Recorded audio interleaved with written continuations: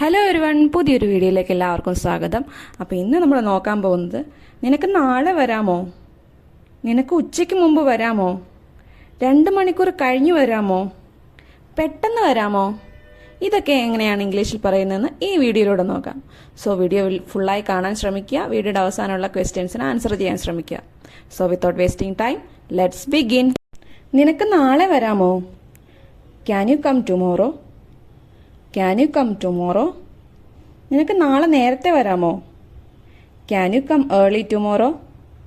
Can you come early tomorrow? നിനക്ക് നാളെ 5 minute നേരത്തെ വരാമോ?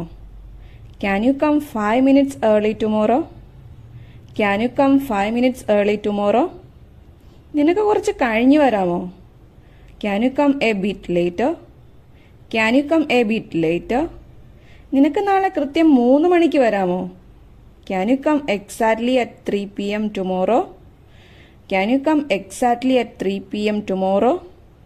നിനക്ക് ഉച്ചയ്ക്ക് മുമ്പ് വരാമോ? Can you come before noon?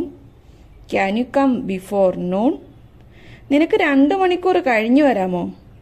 Can you come 2 hours later? Can you come 2 hours later? നിനക്ക് പെട്ടെന്ന് വരാമോ? Can you come right away?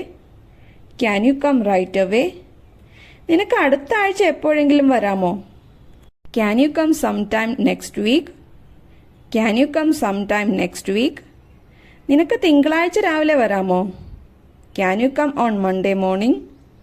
Can you come on Monday morning? നിനക്ക് കുറച്ചുകൂടി നേരത്തെ വരാമോ? Can you come a bit earlier?